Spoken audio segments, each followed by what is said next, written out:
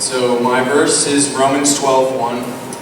Therefore I urge you, brothers and sisters, in view of God's mercy, to offer your bodies as a living sacrifice, holy and pleasing to God. This is your true and proper worship.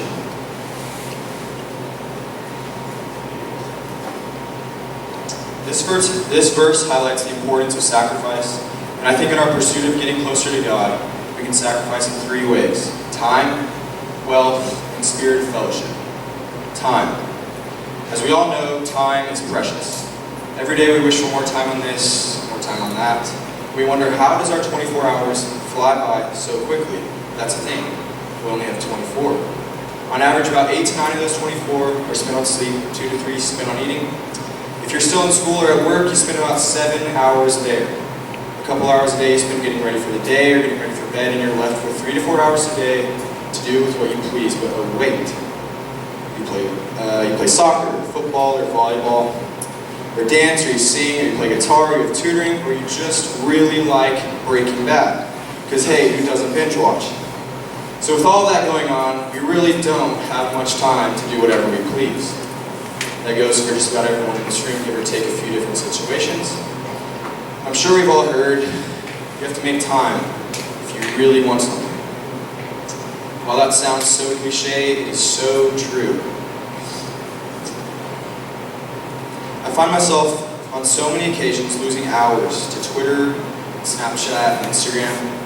What am I really doing that is so productive on those social media platforms? Nothing, actually. In fact, I'm just taking away precious time from what is real and true and important. I heard a great quote from one of my soccer coaches earlier this year.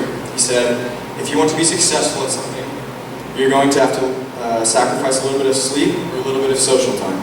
Our main problem, and I speak for the vast majority of us, because I know there are some people who are great at sticking with their daily prayers and devos, and kudos to you, that is very tough. But our main problem is that we don't have a routine or a set time slot for spending time with God. If it is either waking up before your morning shower, before a school, and spending 10 to 15 minutes in the devo or in your Bible, or at night before you fall asleep, saying a quick prayer, all of that seems very simple, but it can do wonders. It will keep us accountable and on track, which is very important. Wealth. Sacrificing our wealth is something that is very difficult for us. Wealth is not just money, though. And in fact, money is a small sector of the phrase wealth as a whole. We are very lucky for many reasons in that each of us have multiple sectors of wealth.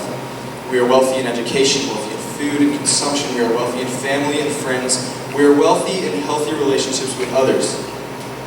This wealth is something we take for granted. However, this wealth is also what we don't often sacrifice.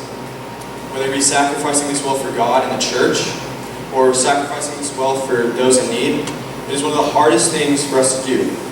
Right now, we are all sacrificing our wealth, and we are gaining so much at the same time. We are gaining experiences and relationships, the joy of giving back.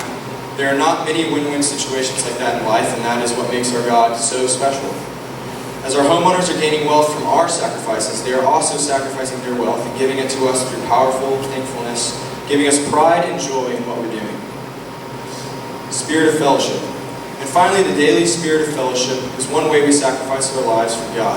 The saying, WWJD, what would Jesus do? Directly alludes to this. Honestly, in whatever sticky situation you are in, if you think about that phrase, you are bound to make a wise decision. The spirit of fellowship is what separates Christians from non-believers. With the mindset of WWJD, we are inclined to make wise, humble decisions. Spreading the word, whether it be at school or in the workplace, is one way we can sacrifice ourselves for God while helping others with their faith journey. Simply giving your testimony to someone can leave a lasting